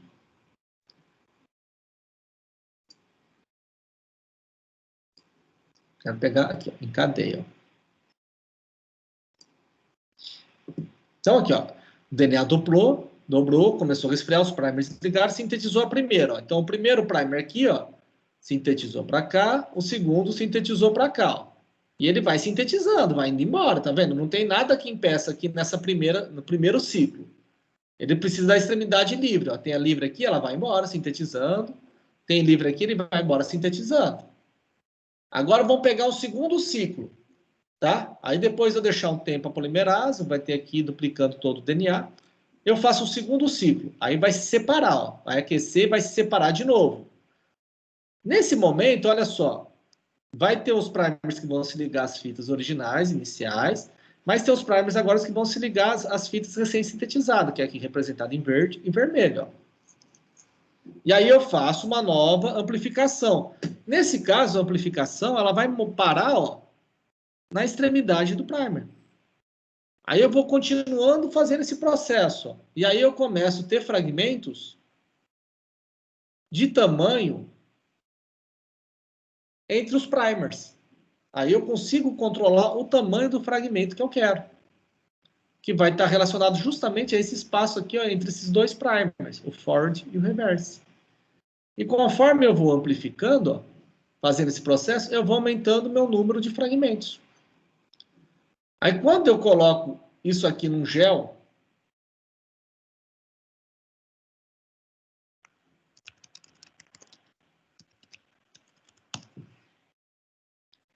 Quando eu coloco isso num gel, ó,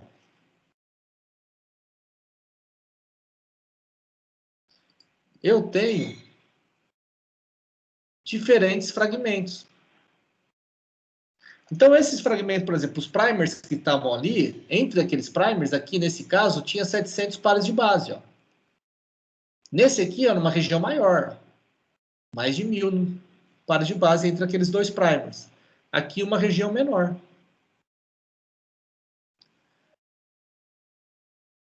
Eu vou ajudar vocês mais ainda, peraí. Isso é eletroflorese que você mostrou, não é? Sim, eletroforese para eu olhar o tamanho dos fragmentos do primer. Entendi. Vamos ver se... PCR em tempo real seria você fazer isso tudo ao mesmo tempo. Isso. Vamos pegar esse videozinho aqui. Ó. Eu nunca vi esse vídeo, mas espero que ele me ajude aqui. Eu vou explicar em cima do vídeo. Então, ó, tem o DNA dupla fita, que é o primeiro passo, é separar, é extrair o DNA. Né? Então, o primeiro passo de tudo, extrai o DNA. Vamos lá, extrai o DNA. Ai, vamos... Ô, gente. Extrai o DNA. Então, ó, eu tenho o meu DNA alvo, a região alvo, o gene alvo lá. Para eu pegar essa região alvo, o que é feito? Ó? Primeira coisa, eu vou fazer os primers. Aí você fala, putz, o que é fazer o primer? Né? É isso que está a dúvida? O que seria fazer o primer? O primer são aqui fragmentos de 20 nucleotídeos que vão alinhar determinada região. Deixa eu ver se ajuda vocês aqui. Ó. Vou fazer com vocês aqui. Mas é a gente que fornece esse primer, no caso. A gente que fornece. Nós vamos fazer um aqui. Ó. Vamos desenhar um rapidinho aqui. Vamos pegar um gene... Vamos pegar uma sequência aqui.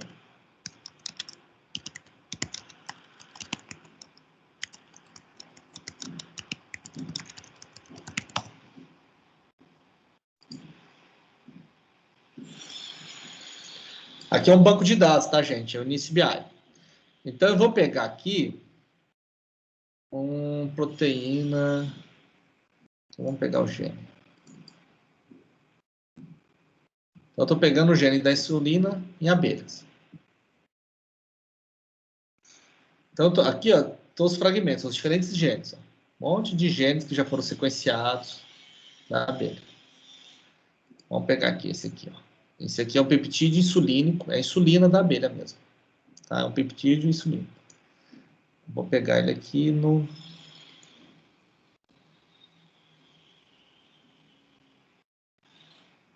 Cadê o formato dele?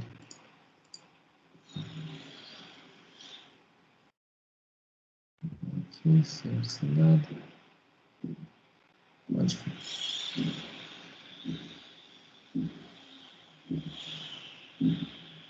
Para pegar a sequência dele.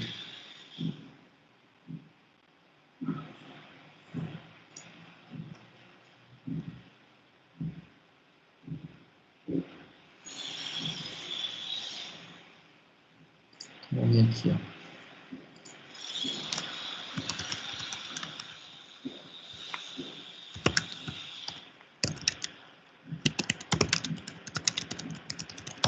Professor, a gente acha a sequência de RNA do coronavírus? Soltaram uma nota, não soltou? A nota Aí, não. Aqui, ó. SARS-CoV-2, tá vendo? Vamos pegar ele aqui, ó. Aham. Pronto. Ó. Então, estou pegando aqui o coronavírus do SARS-CoV-2. Aqui um RNA linear de 774 pares de base. Vamos pegar ele aqui, ó. Pronto. Essa aqui, ó, é a região dele. Tá? Então, aqui, nesse caso, nós estamos falando da proteína S, ó, da glicoproteína de superfície. É o gene da glicoproteína de superfície S. Tá? Então, tá aqui, ó, o gene dela, do coronavírus. Tá? Foi isolado do SARS-CoV humano, daí tá aqui os códigos certinho. Então, essa é a sequência de nucleotídeo dessa proteína. Eu consigo partir dela pegar... Aqui também tem a sequência proteica, tá? Eu consigo mudar aqui e pegar a sequência proteica, mas eu quero pegar essa daqui, para a gente fazer o desenho de primers. Então, assim, aí eu tenho lá... Eu quero saber se alguém foi infectado com coronavírus, eu vou fazer uma PCR para detectar uma proteína viral. Tá? E aí eu vou extrair o sangue da pessoa e vou procurar o RNA mensageiro. Né? Vou extrair ele e vou procurar ver se tem um RNA mensageiro que vai codificar essa proteína. Se tiver, isso indica que o vírus está lá dentro daquele sangue. Então vamos desenhar um primer aqui.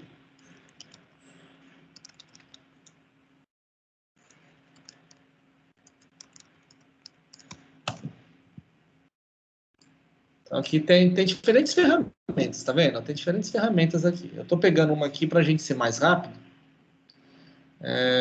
Vamos ver.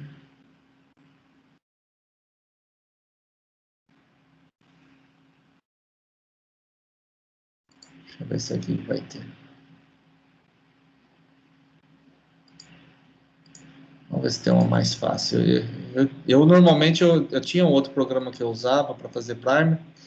Muitas vezes eu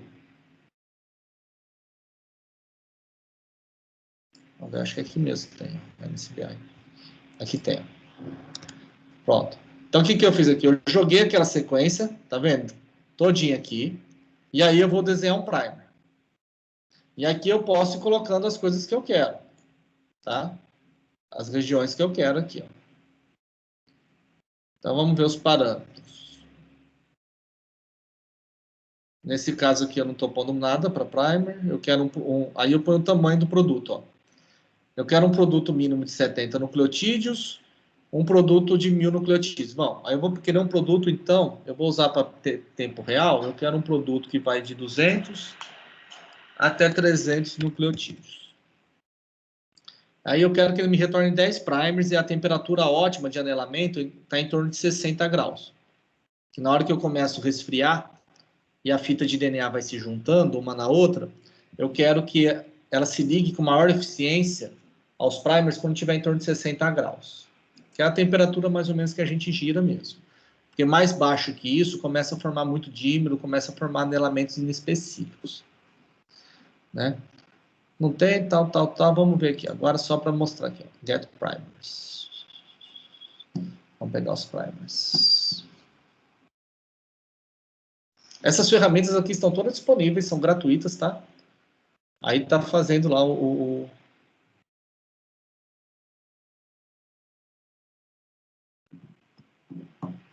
tá desenhando meus primers.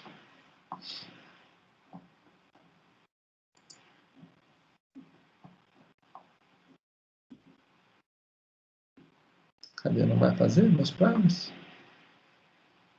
Tá fazendo meus primers. E como o primer vai se ligar na região correta? Como que ele se liga? Aconteça com G. Como? Não, eu sei, mas você vai fazer o primer e você vai fazer ele fora da célula. Ou não? Não, mas ó, aí eu tô fazendo tudo fora da célula. Então, mas ele extrair o DNA de uma célula de um conjunto tumoral, extrair alguma coisa de um organismo qualquer. Entendeu? E aí eu tenho a sequência de nucleotídeo já. Uhum. Aí eu já sei, eu tenho a sequência conhecida do que eu quero. O primer, sim. Tem como eu fazer primers ao acaso? Tem. Por exemplo, se eu não conheço um determinado gene em um organismo. Então tem um organismo aí que eu quero estudar, um gene para insulina, por exemplo, ou da testosterona, ou da desidrogenase, e eu não sei a sequência certinha daquela espécie. Mas eu tenho inúmeras outras sequências. Aí o que eu faço? Eu pego todas essas outras sequências que eu tenho, eu alinho uma com a outra, alinhar é colocar uma sobre a outra e procurar regiões conservadas. Aí eu procuro essas regiões conservadas e vou tentar desenhar um primer que combine para qualquer um desses organismos. E aí eu posso fazer ele degenerado. Vamos supor que em alguma região um ou outro nucleotídeo tem variação. Aí eu faço primers contendo um nucleotídeo e faço primers contendo outro. Ou seja, no mesmo pacotinho que eu ponho de primers, eu tenho primers que tem um nucleotídeo e do outro. que são os primers degenerados que a gente fala. Um ou outro vai alinhar naquela região. Aí eu alinho, faço o PCR com esse material que eu não conheço ainda e pego lá o fragmento que amplifica. E depois que amplificar, eu sequencio ele e faço... Olha lá, ó, ele me retornou um monte de primer aqui, tá vendo? Retornou pares de primers. Então eu tenho um primer forward e tenho um reverse. Aqui, ó.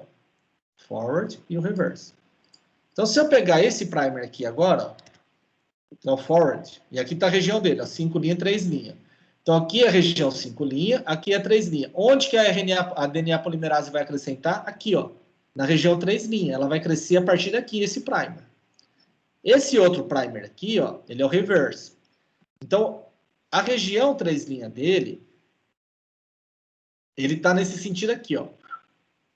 A região 3 linhas dele vai começar daqui, ó. Aqui está mostrando onde que está alinhando tudo, ó. O primer 1, ó. Também está mostrando aonde que ele está alinhando no fragmento. Ó, o primer 1 está aqui e o reverse aqui, ó. Onde que eles vão alinhar formando o fragmento aqui, ó. Mostrou as diferentes combinações de primers, ó. E eu escolho aqui o par de primer. O primer 2 são esses dois, o primer 1 são esses dois, ó. Então, se eu colocar esses primers aqui, eu espero que tenha um fragmento de que tamanho? Daqui até aqui, ó. Então, que vai partir do 501 até o 746. 746 menos 501 dá 245 nucleotídeos aqui, ó. Na hora que eu colocar no gel de agarose lá, na eletroforese, eu vou encontrar um fragmento de que tamanho? De 250 aqui, mais ou menos. Então, esses primers aqui vai me fornecer o quê? A 3 linhas OH livre para polimerase. Então, na hora que eu ponho ele...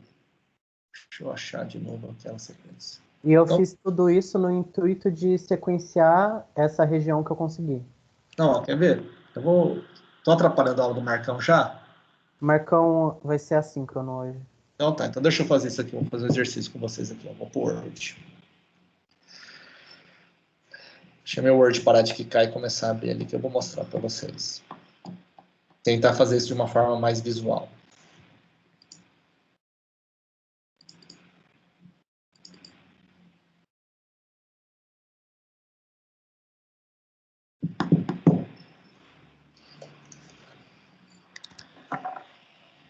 Então, aqui está aquela sequência daquela proteína, tá?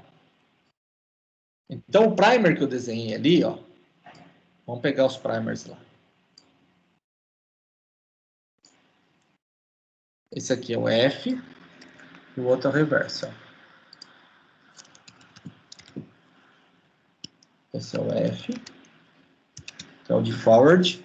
Se esse aqui é o forward, ele vai estar na mesma pauta de leitura do que o meu DNA. Então, eu vou achar ele ali direto. Ó. Se eu bater um Ctrl F aqui, ó. Vou bater um Ctrl F e vou procurar ele no documento, ó. Eu vou achar ele exatamente como ele está, ó, na mesma pauta de leitura. Tá vendo? Então, eu vou achar ele na mesma pauta de leitura ali, ó.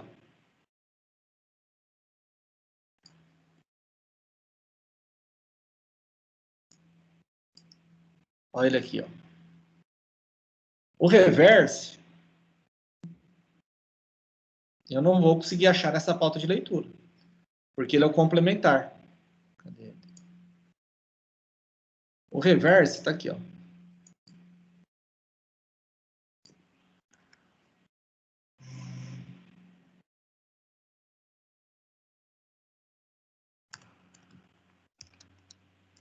E qual que é a região ali? Ali ele me dá o sentido, ó. 5 linhas,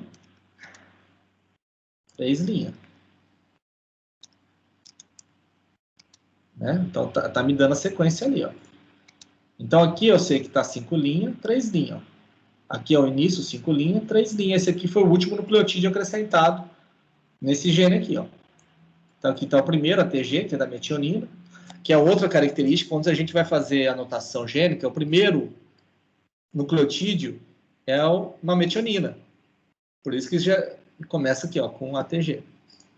É no caso da TC ali. Aí vamos pegar aqui e achar esse primer aqui, ó. O sentido dele também é 3 linhas, 5 linhas. 3 linhas, 5 linhas. Só que esse primer aqui vai estar na fita complementar. Posso tentar procurar ali, que eu não acho ele ali de jeito nenhum desse jeito. Ó. Não vou achar ele ali de jeito nenhum. Eu só, tá vendo? Eu não acho ele aqui, porque ele não tá aqui. Ele tá na fita complementar. Ah, essa aqui. Se eu fosse fazer a fita complementar... Tô separando aqui. Vamos fazer a fita complementar só para... Mas vamos fazer da região aqui de baixo. Ó. Porque o DNA é dupla fita, né? Esse meu DNA tá simples fita. Se eu fosse fazer a fita complementar aqui, ó. Vamos pegar daqui, vamos fazer a complementar aqui embaixo. Como é que seria? Ó? G, tá comigo? Ó? G, G, C, A, C, T, C, G, G, T, C, T, G, aqui, ó. G, T, C, T. Vocês estão pegando aqui, entenderam? Aí eu teria dupla fita aqui todinha. A fita complementar. Vocês estão comigo ou não aqui? Entendeu? Não? Até agora. Então eu teria a fita complementar aqui, que é a fita, essa aqui seria a fita complementar. Mas nós estamos trabalhando com fita simples, tá? Então vamos voltar para achar como é que eu acho esse primer aqui nessa sequência. Vamos voltar ali para a gente achar o primer nessa sequência. Para achar o primer nessa sequência, a primeira coisa que eu vou fazer é a complementar dele. Então, a complementar dele é A, C, A, C, T, G. O que mais? Ah, é pra falar? É, ué. T, A, C, A, G, T, C, G, G, G, G, A. Esse primer aqui, ó, a região 3' dele tá aqui. E a região 5' dele tá aqui, ó. Lembra, ó, 5', 3', antiparalelo, né? Sim. Antiparalelo. Deixa eu pôr aqui no mesmo formato para alinhar certinho. Por que que não está alinhando certinho?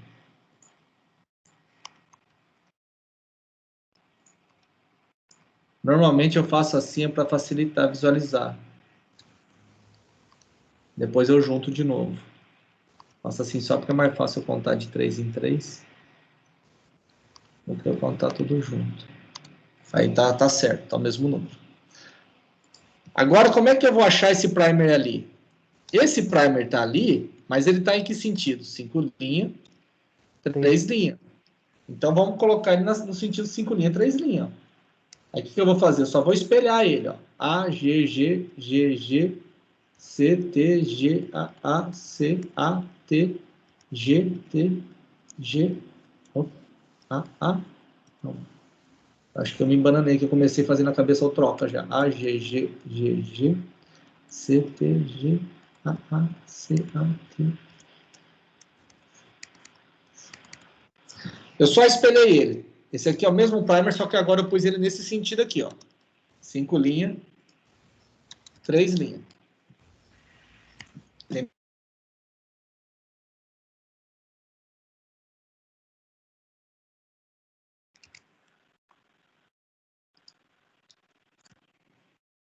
E agora eu encontro ele aqui, ó.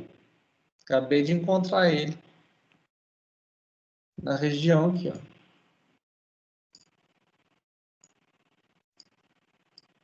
Me dando um fragmento, ó. Volta. De 200 e... Cadê contar palavras? Ferramentas. 256 nucleotídeos aí. Daqui. Caraca. É que eu peguei daqui até aqui, né? Vai dar menos, porque eu tenho que dar daqui. Deu um pouquinho mais porque pegou essa ponta aqui, ó. Vamos tirar isso aqui, ó, que daí vai dar certinho. Bom, pronto. Aí eu só deixo ele daqui até aqui, ó. Aí vai dar exatamente aquele número que tinha que dar, ó.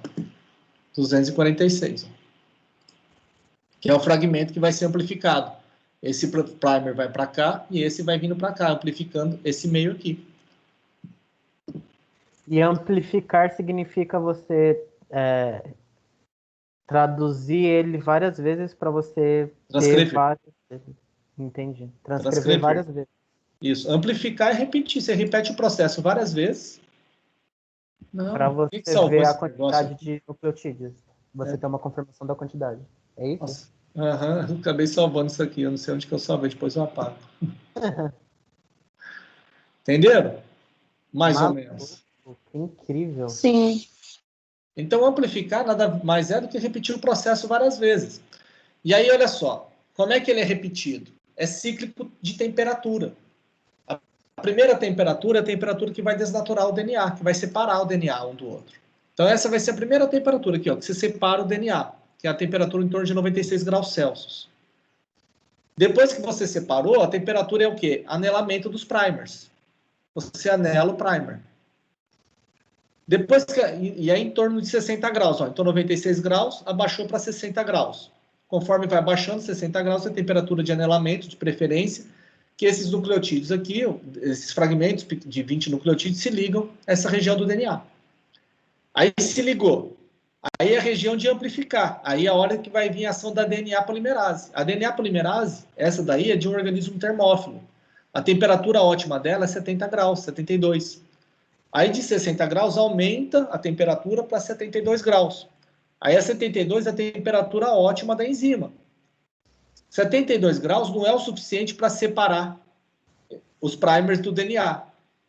Aí o primer está ligado lá, a enzima polimerase começa a fazer o quê? Começa a sintetizar a molécula, fazer o que ela sabe fazer. Colocar nucleotídeo na 3' OH livre. Aí a gente deixa lá por uns 30 segundos fazendo o fragmento. Aí ela vai fazendo, vai fazendo, vai fazendo. Aí a gente interrompe o processo. Interrompe como? Aquece novamente. Leva para 96 graus. E aí vai o quê? Separar de novo a fita, vai separar tudo. Vai separar os primers, separa tudo. E aí você começa a resfriar de novo. Na hora que vai resfriar, o fragmento aqui, ó. Deixa eu achar de novo aqui ali. O fragmento vai... Vamos soltar esse vídeo, vamos ver se ajuda. Aqui, ó, sintetizou um fragmento aqui e outro aqui, ó, sentido 5 linhas, 3 linhas. Depois, ó, no primeiro ciclo, eu tenho as fitas originais em azul e tenho duas fitas complementares em vermelhas que foram feitas a partir do meu primer. Aí no segundo ciclo, ó, eu vou aquecer tudo. Então, eu vou ter essa fita molde, essa fita molde, essa fita molde e essa fita molde, ó. Então, eu vou ter 1, 2, 3, 4 novas dupla fitas. E aí, aqui tem 16 fitas moldes, ó. 1, 2, 3, 4, 8, quer dizer. 1, 2, 3, 4, 5, 6, 7, 8 fitas moldes.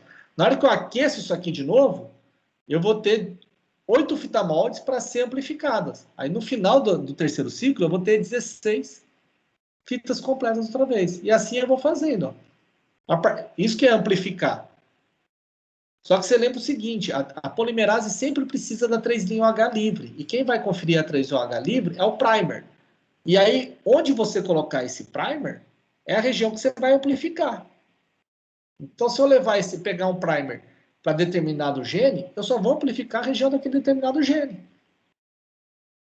E a amplificação é justamente isso aqui, ó, aumentar de número. E eu vou aumentando de número conforme eu vou repetindo o ciclo. E isso é duplicata e triplicata que os artigos fazem? Reação em duplicata? Reação... Não, duplicata, triplicata é o seguinte. É a quantidade de amostras que você usa. Então, se eu fizer um experimento, eu estou fazendo um experimento de tratar, eu quero ver de um farmaco na metilação lá, o que você faz. Deixa eu voltar aqui para... Deixa eu tirar até agora aqui o compartilhamento e vou olhar vocês. Vou descompartilhar. Tá gravando a aula ainda. Tá gravando? Deixa eu parar de gravar então a aula já. Também parar de gravar. Parar a gravação.